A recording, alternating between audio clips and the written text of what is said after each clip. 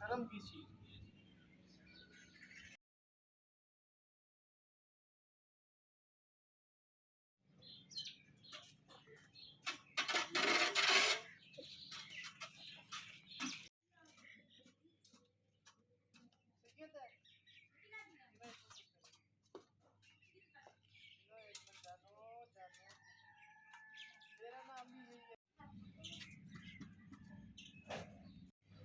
अस्सलाम वालेकुम, कैसे हैं आप सब। मैं उम्मीद करती हूँ आप सब लोग खैरियत से होंगे। शुक्र अल्हम्दुलिल्लाह अल्हम्दुलिल्लाह, मैं भी बिल्कुल ठीक हूँ। जहाँ भी रहें हंसते रहें मुस्कुराते रहें, यूं ही आबाद रहें। इसी नेक दवा के साथ मैं आज के व्लॉग का आगाज़ करती हूँ। जैसा कि आप सबको पता है कि 2-3 दिन में रमज़ान मुबारक आ रहा है, तो मेरी तरफ से आप सबको एडवांस रमज़ान मुबारक बहुत बहुत ज़्यादा मुबारक हो। हम बहुत ज़्यादा खुशनसीब हैं कि हमें रमज़ान नसीब हो रहा है। ये बहुत खुशकिस्मत लोग होते हैं जिन्हें रमज़ान नसीब होता है, और हम भी उनमें से एक ही हैं। अल्लाह ताला इस रमज़ान में हमें सारी नमाज़ें पढ़ना नसीब फ़रमाए और रोज़े रखना की तौफ़ीक फ़रमाए। अल्लाह ताला हमारी सारी जायज़ ख़वाहिशात कबूल फ़रमाए, और आप सब लोग जहाँ से देख रहे हैं, अल्लाह ताला आप सबको अपनी ईमान में रखे। आमीन सुम्मा आमीन। माशाल्लाह से देखिए कितनी प्यारी धूप निकली हुई है। किचन में भी माशाल्लाह से धूप आ चुकी है, और अल्लाह ताला की कुदरत है कि कुछ दिन पहले इतनी ज़्यादा सर्दी आ गई थी और अचानक से धूप निकल आई है। बेशक ये अल्लाह ताला की रंग है, अल्लाह ताला की कुदरत है, किसी वक्त भी बदल जाती है। अब ये धूप है तो किसी वक्त भी बारिश हो सकती है, क्योंकि ये अल्लाह ताला ही जानते हैं। और रमज़ान मुबारक आ गया है जैसा कि आप सबको पता है, तो मैंने सोचा कि घर की सफाइयाँ थोड़ी बहुत कर लेते हैं अच्छी तरह से, क्योंकि जब रमज़ान आता है तो इंसान रोज़े रखता है, फिर ज़्यादा काम नहीं होती, क्योंकि अल्लाह ताला की इबादत भी करनी होती है और ना ताकती सी हो जाती है, तो फिर ज़्यादा काम नहीं करने होते रमज़ान में। तो मैंने सोचा कि सबसे पहले पंखे साफ़ कर लेती हूँ। किचन मैंने साफ़ कर लिया था, तो अब पंखे थोड़े से गंदे हुए हैं, तो मैंने सोचा पहले पंखे साफ़ करते हैं।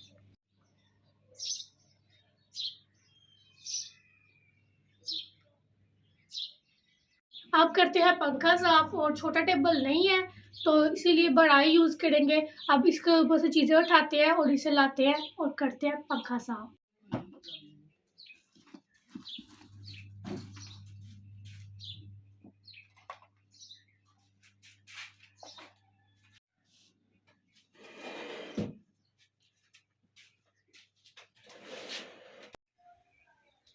टेबल रख के मैं ऊपर चढ़ गई हूँ। टेबल में कपड़ा फोल्ड कर लेते हैं, फिर करते हैं पंखा साफ।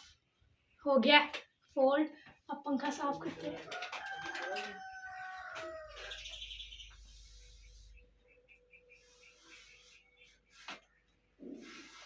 काफी डस्ट जमी हुई है पंखे पे।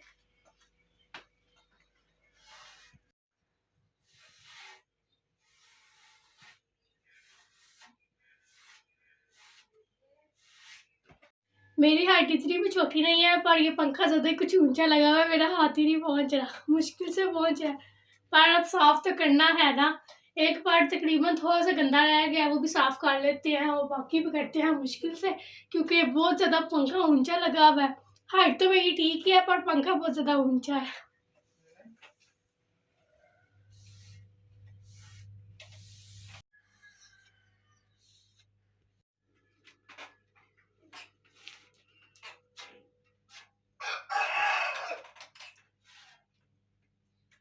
जैसे कि मैंने आपको बताया कि मेरी हाइट नहीं थी पहुंच रही, तो मैंने बोला मम्मा को, मम्मा आप साफ कर दे। मम्मा को है डस्ट से एलर्जी, मम्मा ने लगा लिया है मास्क। मम्मा अब साफ करेंगी पंखा।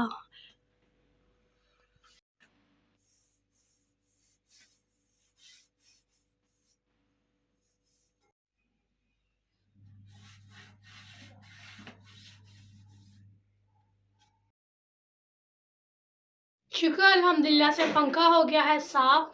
टेबल मैंने उसकी जगह पे काट दिया, अब लगाती हूँ कमरों से झाड़ू।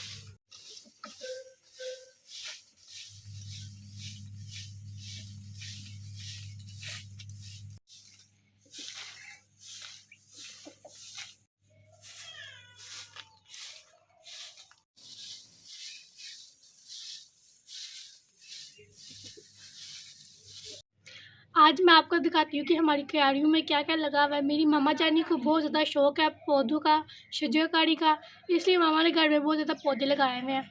ये मामा ने लहसुन लगाया था तो देखिए माशाल्लाह से कितनी बड़े बड़े हो गए, इतनी जल्दी इन्हें ग्रोथ कर लिया। और इनके दरमियान में लगाई थी धनिया, धनिया ने भी इतनी माशाल्लाह से इतनी अच्छी ग्रोथ कर ली है और ग्रोथ करके ऊंचे हो जा रहे हैं। देखिए लंबे लंबे से हो गए हैं लहसुन भी।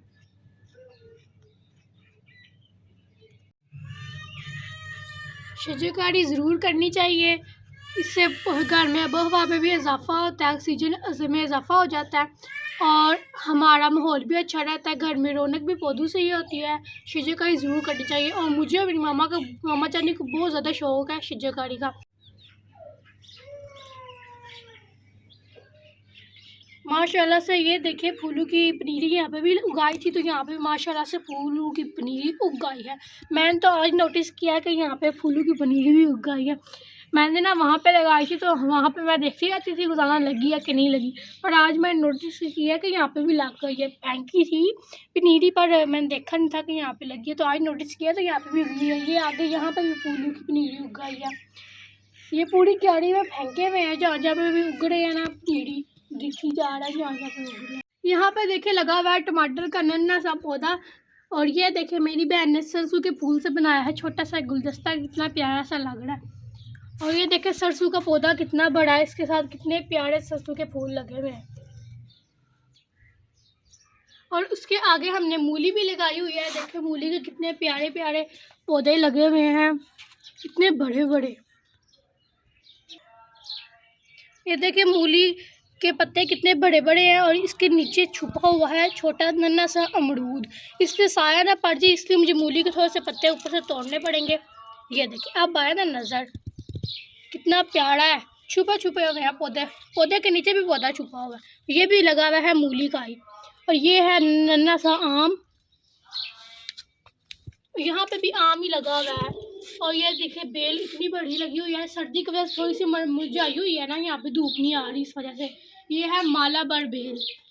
माशाल्लाह से यहाँ पे देखिए कितना बड़ा सा पौधा लगा हुआ है टमाटर का, पीछे छोटा था और ये बहुत ज़्यादा बड़ा है। इसको हमने स्टिक से टेक दी हुई है ताकि इसे थोड़ी सी टेक रही गिरे ना, क्योंकि जब इस पर टमाटर लगेंगे तो ये वजनी हो जाएगा और ये गिर जाता है, इसलिए हमने इसे टेक दिया ताकि टमाटर लगे और जल्दी जल्दी से बड़े बड़े हो जाए। और ये है छाँव वाला पौधा। यहाँ पे फिर से देखें तो यहाँ पे फिर से आ गया है लहसुन और ये है नींबू।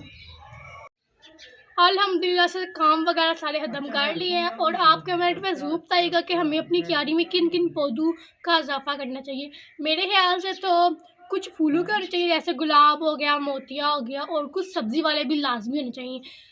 हमारी जो पिछली क्यारी थी ना वो पानी से सारी तबाह हो गई थी, उसमें हमने भिंडी, पालक, लहसुन, टमाटर वगैरह सब कुछ लगाया हुआ था, सब्ज़ मिर्चें भी।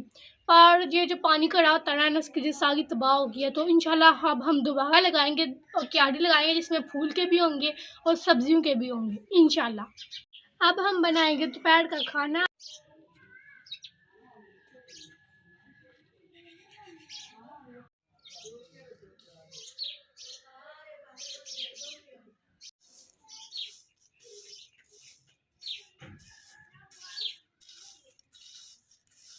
माशाल्लाह से दाल साफ़ ही थी, तो इतनी गंदी नहीं थी, तो साफ़ मैंने कर ली है।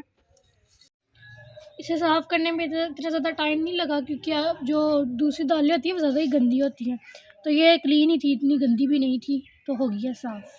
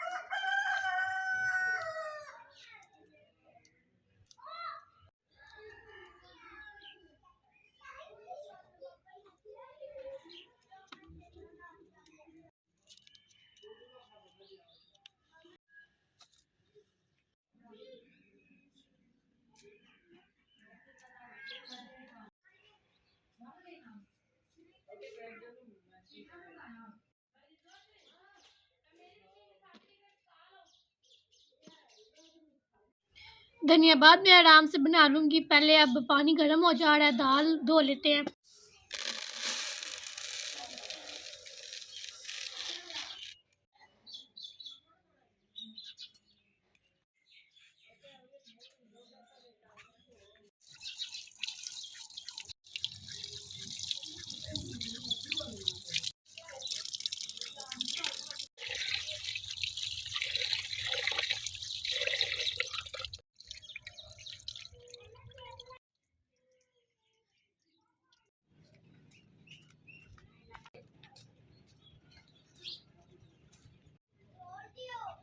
मैंने दाल वाश कर ली और मामा जानी को दे दिया। अब मामा जानी कहती है मैं रखती हूँ हंडिया।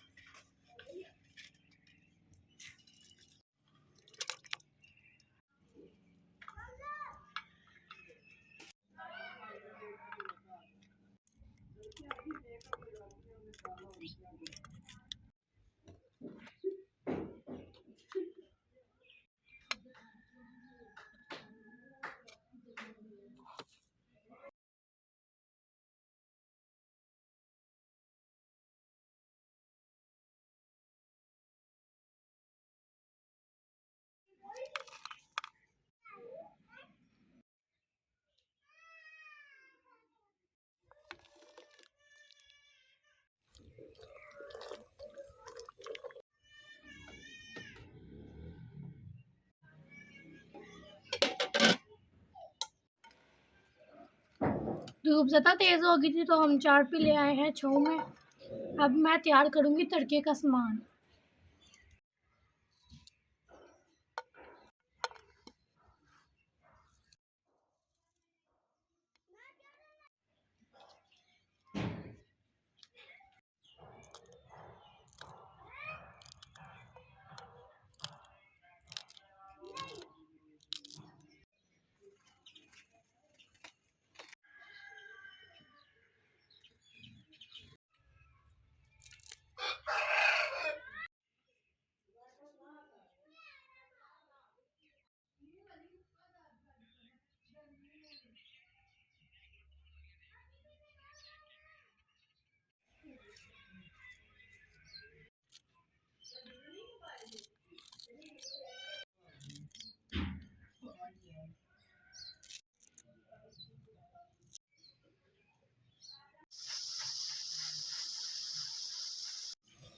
तड़के का सामान तैयार हो चुका है और धनिया वगैरह मैंने वाश कर लिया है। दाल को प्रेशर भी आ गया और अब मामा चेक करने लगी हैं कि दाल गली है कि नहीं गली।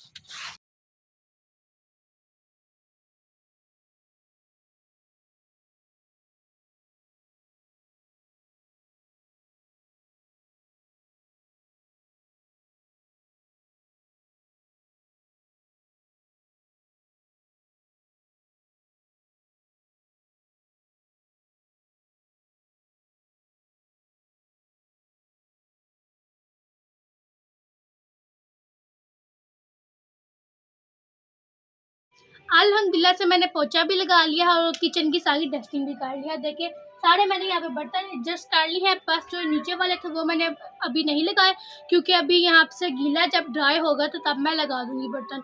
और जैसा कि आप सबको पता है कि रमज़ान आ रहा है तो हमने की है रमज़ान की तैयारी, क्योंकि जब इंसान रोज़ा रखता है तो फिर इंसान में इतनी ज़्यादा ताकत नहीं रहती है कि वो पूरा दिन काम करता रहे। इसलिए हमने एक दफ़ा अच्छी तरह से सारे किचन की सफाई कर ली है।